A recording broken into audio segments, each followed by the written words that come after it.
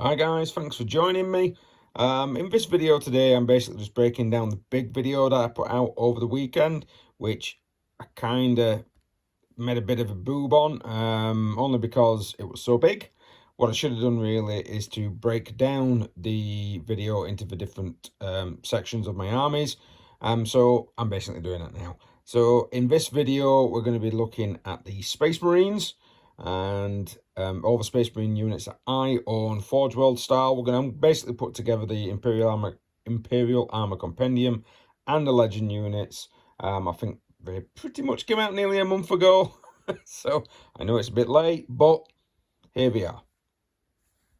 So the first unit I'm going to talk about is the Relic Contempt Dreadnought. Now, at the moment, I know if you've watched any of my battle reports, I haven't really used any of these, but I am actually going to get rid of my Blood Angels Heresy army. Sad face. It's simply because no one's playing Heresy anymore in my local area. It seems a waste to just have all these figures that essentially are just collecting dust. So I am starting a Chaos army, and I have got my Crimson Fists. So many of the units are going to be crossing over, either depending of course upon what I'm using, either if it's going into my Chaos army, being repainted and changed, and or they're going to be going into my Crimson Fists army. Now I'm definitely going to have at least one Relic Contempt Dreadnought in my Crimson Fists, and this is not much different to the Contempt Dreadnought you can tend to find in the Space Marine Codex. The rules have changed to the point where they're no longer having to have a degrading profile, which is a bit different. It was in the previous edition, it did have a degrading profile. This is now just going to be pretty much a straight badass, although its weapon skill and ballistic skill is 3. I believe it was 2 in the last edition. The additional of Volkite, now this is very different. Volkite wasn't a thing in the 40k universe, as it were. It tended to be something that was on Heresy stuff, and I've seen a lot more units that are allowed to take Volkite items. Volkite, of course, an unmodified wound roll of a 6 inflicts 1 additional mortal wound, which is actually better than the Heresy version, because it just allowed you to roll additional, you got additional hits, so you could roll additional wound dices. So that's nice, because that just means you're just going to be able to smack something straight away, especially if you've got a twin Volkite Corvarin. Heavy 8, don't get me wrong, you're hitting on 3s, but it is a core unit, so you are going to be able to re-roll those ones, or if you've got a Chapter Master, you cancel at the unit to re-roll everything. I do think it's going to be a good addition to my army, especially since I quite like mobility and I like the idea of dreads. Dreads are a good way of, since you're limited now with one captain, dreads are a good way to be able to get that ability for a command point. You've got more command points to spend, but it is going to cost you a command point to be able to field that unit. So the next unit I'm going to talk about is the Leviathan Dreadnought. And yes, continuity has gone out of the pot. I'm still looking at myself on camera instead of the actual camera. It has gone dark, and I have changed my t-shirt. Yeah, I also don't have my bobble in. There we go. So the reason I'm talking about Leviathan is that this is a unit that I have come across a couple of times during my games. Not as much as other people's. I have seen some battle reports where they always seem to come across a Leviathan Dreadnought. I'll be honest, it's been downgraded. We're now toughness 7 instead of toughness 8, which is a good thing. Still got 14 wounds and 2+ armor save, but the invulnerable save has been reduced now to a 5-up. But toughness 7 means that bigger weapons like rocket launchers are going to be able to affect these a lot more. And I've noticed some of the weapons have kind of been downgraded a little. It's also ballistic skill, weapon skill 3, which it didn't used to be. It used to be ballistic skill, weapon skill 2, and it's no longer a core unit. So you cannot re-roll with this particular unit. I mean, don't get me wrong, it feels like Forge World has sold loads of these, because of course it was quite a popular unit, especially with Iron Hands, I believe it was, for a while. It does have the Duty Eternal, so it is going to be minusing 1 off for damage rolls, which does make it a little bit more. Maybe that's why they've dropped the toughness. I'm not sure. We never really know during play testing, do we? But yeah, basically that particular unit is not going to be, I'm not going to see them everywhere. In fact, I actually think after this book came out, I think we saw a lot of eBay transactions regarding the Leviathan Dreadnoughts, when all the power gamers, as I call them, or the competitive players, decided that the unit was no more and it was going to get rid of it. Oh well, never mind. If you're going to get rid of it, I might pick one up. Land Raider Proteus. Now, I do have one of these. This is going to be my Blood Angel into crimsons again. So this is actually going to hopefully see some more use on my channel, hopefully against some orcs maybe. It hasn't really changed much. It's equipped with 2 las cannons. You can equip it with a multi-melter. It's got the 5 up vulnerable save like it used to have if you have the heavy armor. And the only thing really I can see that's changed here is the fact that it's now got martial legacy and it costs you a command point to use it. Still stating you can't stick Primaris Marines in your transports. I don't understand that at all. To me, if you're going to stick Primaris Marines on a Land Raider, just count them as 2. Come on, Games Workshop. Land Raider's iconic. They're one of these units that, even though you've got new models coming out, which, let's be fair, a lot of those new models that you've got, those hover models, look like dog shit. I'm going to swear, because they do. They look terrible. They're really awfully designed. And some of the old classics do look nice. So I'd rather, be honest with you, I'd rather stick some guys, if I could, into a Land Raider Proteus. But digress, you're not going to let us, so therefore I'm just going to have to sulk in a corner while that's happening. It doesn't have core, so you're not going to be able to re-roll any particular rolls with this particular unit, but I think the 5 up, the fact that it's a Land Raider, 16 wounds with a 5 up invulnerable save against some of the bigger weapons that are coming out is you know, and it's got it's a 2 twin las cannons, so 4 las cannon shots, 14 power. I'm not quite sure about the points, but it can take a bit of a beating before it starts to degrade, and it can carry 6 guys, so it's actually pretty good for if you want to stick a few characters in there to, you know, accompany some normal characters if you want to accompany your Primaris Marines into battle with some backup. So next unit across the board, I'm just basically going through the book. I keep, again, just looking, sorry. I'm just going across the book, is the Whirlwind Scorpius. Now the Whirlwind Scorpius, if you've watched any of my battle reports with the Crimson Fists, you know, makes an entrance into the army quite often. I do believe that this has come down very heavily in points. It used to be like 215, 220. I think it's come down to like a 170, 175. So points wise, it's quite light compared to what it used to be. And that's because they've got rid of the secondary fire. So if you stood still with this particular unit, you could fire again, which made it very, very powerful, especially 3D3 shots, which I don't think has changed. Strength 6, -2, 2 damage. It is now a blast, so pretty good against the old orkies there. And it can fire at units that are not visible to the actual shooter, which is always a good thing. But to me, the fact that it's actually lost the secondary fire mode means that it's not really going to be much in the way of such a great artillery piece, because I used to be able to, you know, use it last, select targets, try and saturate, bomb, try and get rid of them. 3D3 shots are still quite a bit. It's still swingy, between 3 and 9, but and the ability not to be able to shoot twice means that it's either just going to be 3 or 9. But again, the points drop means that it probably will actually get put into the army a lot more. Again, it's going to cost me a command point to be able to field it. Is it going to be worth it in the games? We don't know yet, because we've not been able to get that many games in. So hopefully I'll be able to get a few more games in. We'll be able to get some Whirlwind Scorpiuses on the field, and we'll be able to see whether or not the points drop is worth me continually taking this unit. I still take it anyway. I'm not a competitive player. I'll take it because I quite like the fact that it looks like a old Rogue Trader rocket launcher on a tank, and you guys know how much I like my old school Marines. So up next, we're going to get into some Lords of War. I don't tend to use a lot of Lords of War in my games because you have to use a separate detachment, and some of the games I've played on the channel have not been big enough. We have had some massive confrontations with the Lords of War before, so I will go through them, and I'll be honest, you never know, I might be using them more, although it does cost an extra command point because of martial legacy to use a lot of these. So if you stuck it as a detachment, you're probably going to be costing you 4 command points. So that's probably where a lot of people might start to be able to use some of these Forge World gear, is when it comes to Lords of War. Now, the Spartan is a heavyweight. You know, it's a big Land Raider, effectively, is the best way of putting it. 20 wounds, 2+ armor. Ooh, yeah, you know, it's getting there. It's getting pretty good.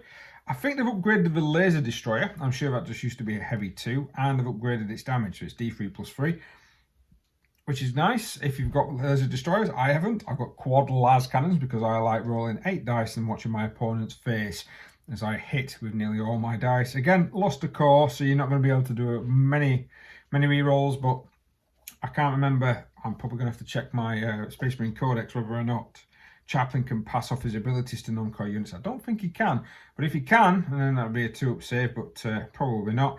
I think the explosion's gone up as well. D6 plus 6 inches is quite a large explosion.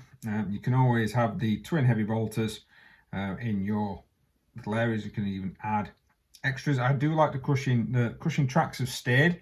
Strength 8 -2 D3 damage with 6 attacks, needing 5s to hit. Now I believe it might have been 6s on the previous one, so that's probably got a little bit better.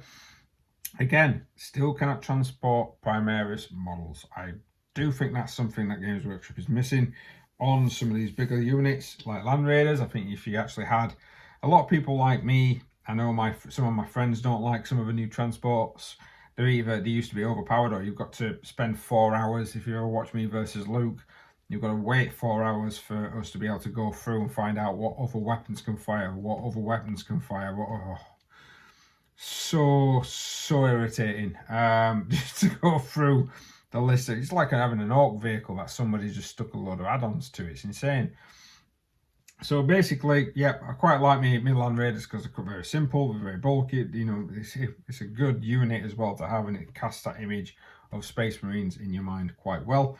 So having a Spartan on the field, will I use it? Again, I don't know, because if it's 20 wounds, I'm sure if it's 20 wounds, because it might have been more, but I'm sure if it's 20 wounds, it can't be targeted by obscuring rolls, which would be pretty good. I'll double check that. So now I've just had a check.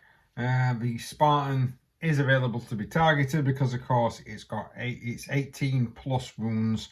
You can be targeted. So Spartans can be shot at, which is a bit of a disappointment. But I suppose if you're gonna, I don't like my damn thing. I mean, what you could do, smash it straight into the side. That'd be quite scary. So next up is the Fellblade. The Fellblade unit itself, I do have one.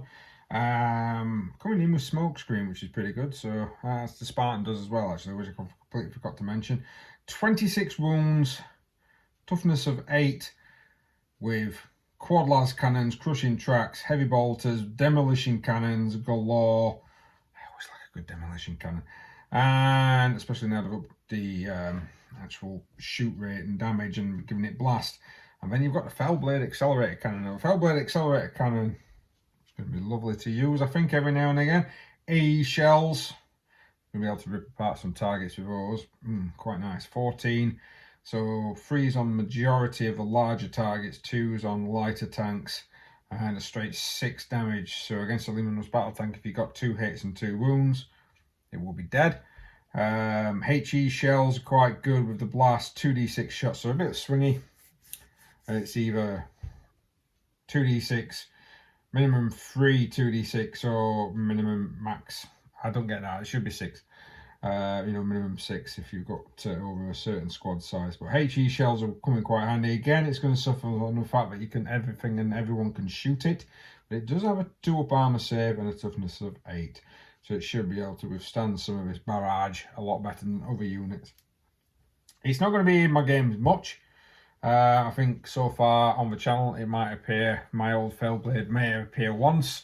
I'm not going to get rid of it, I'm just going to repaint it as the old Crimson. So my Crimson Fist Army wants a lot of the other units from my Blood Angel cell is going to expand quite a bit. So some of the more heavyweight units I am keeping, and I'm keeping them for my Crimsons. So we're starting off with this Sestras Assault Ram. I believe I've said that right. If I haven't, I do apologise. This is going to be added to my Space Marine force from my Blood Angel units. Unfortunately, those are going to be put aside, I'm afraid. This particular unit has been downgraded a bit, if I'm completely honest. We've gone up 6 wounds, so we've gone up to 20 wounds rather than the traditional standard 14 that used to be in the previous. But we have lost a bit of armor save. We're no longer a 2-up armor save, we're now on a 4-up armor save, and we've got 6 attacks rather than the standard 4. Now, the thing that's really missing is the actual ram. The Sestras Ram has disappeared. At one point, you used to be able to hit units, especially when it targeted buildings, with your ram. You could hit them on 2+ if it was a building. and it will be strength 8, -3, and d6 damage apiece. This is gone. It is now just 6 attacks, strength 8. It's not really, no. I am not quite sure if I enjoy it, but I quite like the idea of the Sestras Assault Ram. It assaults things, it rams things, it goes into them. That's a little bit weak for me. I think they've really missed out on the fact that that's what it's called. It's not called an Sestras Assault Vehicle. It's not called an Sestras Flyer or Transport. It's an Sestras Assault Ram. Oh well, never mind. Moving on to the weapons, the Fire Fury missile battery has also changed. That's gone up a little bit. That has changed for the better.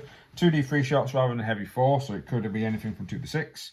And it's got 2 of these, whereas it used to just have, oh yeah, it used to have 2 before, so it used to be 8 shots. So 4, yeah, maybe 4 to 12. Strength 6 -2 now, and blast. This used to be a -1.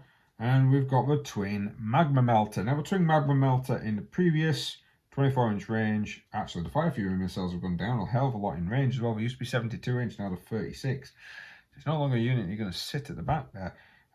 Heavy 2d3, that's not really changed. Strength has, it used to be strength 10, it's now strength 8, -4 and d6, and it is taking effect on the half damage is d6 +2 for the if you're within half range, which is always a good thing to see that they're actually putting it across everything. But I did quite like the fact that that was strength 10, so that's a serious downgrade on that particular unit. I suppose Space Marines have got everything, and so it's nice to see that units are coming down a little bit. No core, and it can carry 10 models. Now at one point it used to be able to carry 10 models, 5 in each boom, and the models, Terminators and jump packs would only take up 1 space. Now is not the case. Now it takes up, it's a standard transport 10. Each jump pack, Wolfen or Terminator, takes up 2. Don't really feel that corking anymore, if I'm completely honest with you. It feels a little bit lackluster. It's still the same power rating. I suppose with everything that's come out for the Space Marines since, you know, the extra minuses and everything else, then you do need to give and take. It just feels like it's a bit of a downgrade. I suppose I've not really looked at the points yet, but having the extra amount of wounds as well could really help. -1 to hit as well usually helps as well, but it can go into a hover mode. But the fact that it's lost its ram just seems to be a bit, yeah, I quite like the idea of skimming in and just smacking into tanks with a ram. Oh well, the rules on Legends are here to stay and not change, so unfortunate. Well, thank you very much for watching that, guys. Please like, share, subscribe, hit that notification button if you do want to see more. I've got a couple more of these videos coming out. I've done my Astra Militarum as a section, and I've also done my Eldari or Eldar as a section. And yeah, I should have said Imperial Guard. They're also going to be coming out through the week. But if you did like the long one, fantastic. If you are interested in my other units that I've got for my armies, these units tend to appear on my battle reports. Then, you know, give them a watch when they come out. Thanks very much. We'll see you next time.